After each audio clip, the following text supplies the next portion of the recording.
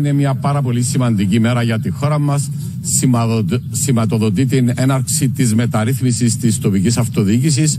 Η δημιουργία των επαρχιακών οργανισμών αυτοδιοίκησης αποτελούν την σημαντικότερη και δυσκολότερη πρόκληση της μεταρρύθμισης.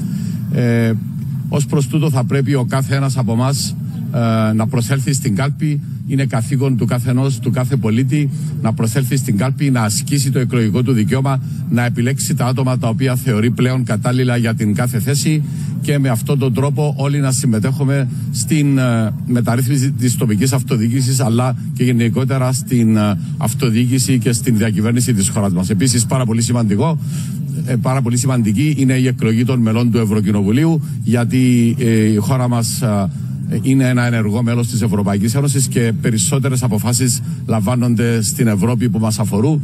Γι' αυτό θα πρέπει ο καθένας από εμάς και στην περίπτωση των ευρωεκλογών να ασκήσει το δικαίωμα του με σύνεση και με στόχο να στείλουμε στις Βρυξέλλες τα πλέον κατάλληλα άτομα που θα μπορέσουν να εκπροσωπήσουν την χώρα μας στο βέλτιστο δυνατό.